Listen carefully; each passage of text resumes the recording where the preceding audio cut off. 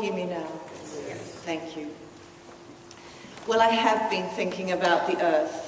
I've been thinking deeply, deeply about the earth, and I've been thinking about song and prayer as healing for the earth and the energy that we need to heal the earth.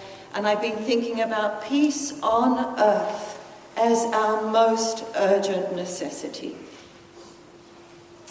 And in thinking about all of that, I've been thinking not only about the Ode to Joy, but also these incredible lines from American poet Raymond Carver.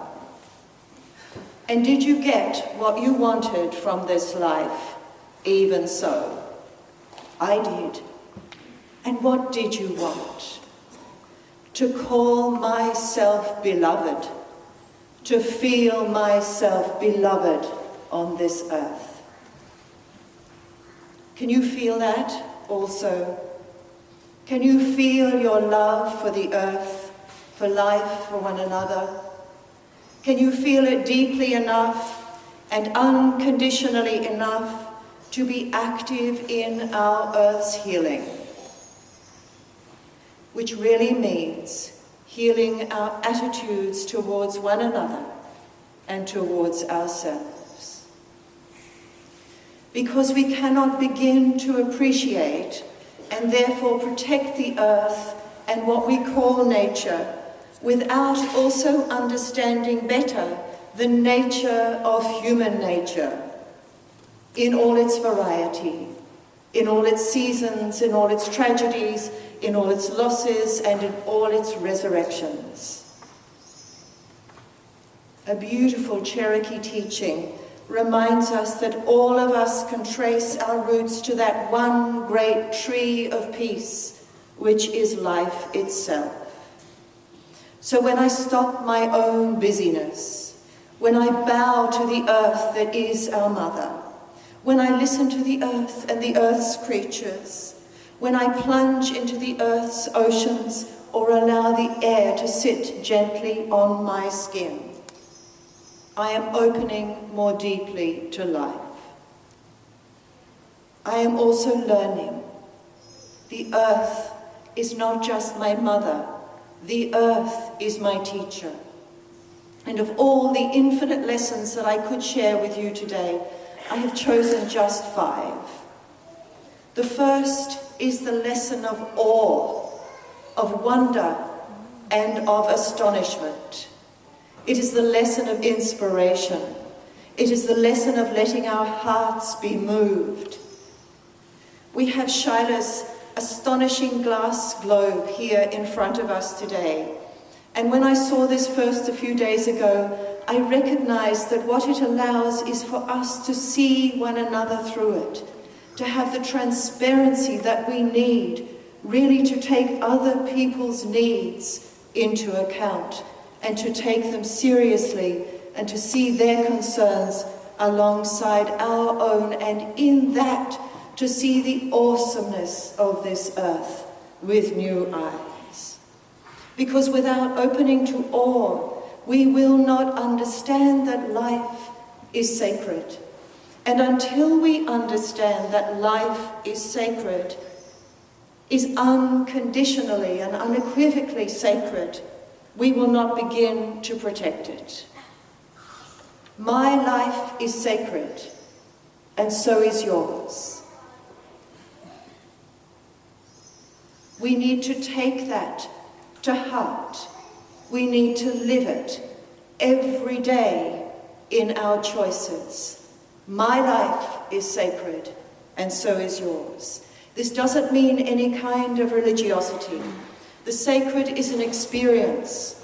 It's a view or a vision of life that transcends all cultures, including the cultures of religion. A sacred vision depends upon love and concern, as well as awe and awesomeness. It can and it must include all that is broken and is in need of healing, within ourselves and beyond ourselves. And how do we learn those lessons of awesomeness? We watch. We feel. We see. We touch. The second of the lessons that I am taking from my mother, the earth, your mother, the earth, is this: that we all emerge from a single source, the force of life itself. Some of us will call this the ground of being, others of us will call it beloved, others of us call it God. And to understand this essential unity of life, we must also embrace its glorious diversity. Our common source, our renewal, lets us see the brevity of life in its physical forms, lets us see that truthfully and fearlessly, however long we live. And how often do I say this to you? However long we live, our physical journey is as brief as a lightning flash in the cradle of eternity.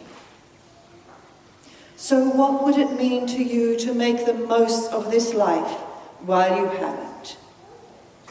Recognizing our common source and our common returning. Many of the divisions by which the world lives make no sense. What we need, what we care about, what we share becomes much more real. Recognizing our common source, our sense of what we are owed or of what life owes us recedes, and we find it easy, inevitable, to be much more generous on behalf of others. We also learn something from the earth seasons here, from the tides, the lessons of the tides, of the seasons, of the moons waxing as well as waning, and waning as well as waxing. And we learn something also from the grass that finds its way through an invisible crack in the concrete. The third of these 5 lessons from the earth, from the starry universe, from the oceans, the insects, the visible ones and the invisible ones, is that our interdependence in this life is absolute. You cannot save yourself or the earth alone. You cannot live an inspired or an inspiring life alone. Your life, your choices, your values, what you live by, inevitably affects everyone around you. You are influenced and affected by others, but the truth is that however powerful or however powerless you feel, you are also affecting and influencing others in this great ocean of interdependence in which we all live and have our being. Taking seriously your power for harmony and for healing, your life can be a sacrament of love, including, not excluding, the darkness, including, not excluding, the times and moments that cry out for gentleness, for compassion, perhaps for remorse, and certainly for forgiveness. The fourth of my 5 lessons today is the most obvious and perhaps the least welcome, that nature reveals itself to us not only in its infinite variety, which in fact should add to our awesomeness, our excitement, even our bliss in the adventure of being alive. But nature does something else too. It shows us itself, and it shows us to ourselves through its most treacherous and terrifying moods. It shows us its beauty in infinite variety, but it also shows us its capriciousness, its unpredictability, and its indifference. It can delight us, it can nourish us, it can feed us, and it can frighten us. Let everything happen, beauty and terror, said the poet Rainer Maria Rilke. Because everything will happen, beauty and terror, and we can be brave enough to embrace the truth of that and support one another in that. And so to the fifth and last of these lessons from the earth, our teacher, the earth, our mother. This takes us to the heart of our spiritual and our social activism. That delighting in this physical world of ours, cherishing this physical world of ours, we owe it to one another. We owe it to ourselves. We owe it to life, and perhaps we owe it to God, to be caretakers of the earth and not plunderers, to protect, harbour, tend, care for, and hold sacred what is on the earth and what is of the earth. We owe it to one another, and we owe it to ourselves, to our dear ones, to those we know and to those we will never know. We need to be able to consider what is just, what is fair, what is generous, and what is modest, and not demand more than that. We need to be able to open our hearts and our purses, as well as our minds, to those who have far less than we do. To care not theoretically or abstractly, but practically and actively, because that is also the source of our happiness, to be truly engaged with this world, this life, this all of it all. And to share our riches generously, including the absolute riches, the absolute blessings of our own existence. You and I want a good life, in that we are like every other being in our crowded world. A good life is expressive of love. There is no other way.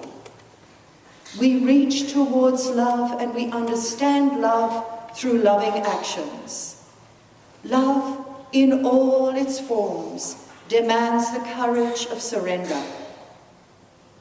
That surrender is called for from within, from our divine source, as well as without, from the earth we call our home. It softens the illusions of difference between us. It is the lover of the divine surrendering to love from the divine. In the song of Vedanta teacher Sri Aurobindo, the spirit shall look out through matter's gaze, and matter shall reveal spirit's face, and all the earth shall become a single light. And I want to end with just a few more familiar lines from one of the oldest books of all, from the book of Genesis. In the beginning, God created the heavens and the earth. The earth had no form then, and darkness was on the face of the deep. And the Spirit of God moved there upon the face of the waters. And God said, "Let there be light." And there was light. God saw the light, and it was good. God saw the light, and it was good. Blessed be.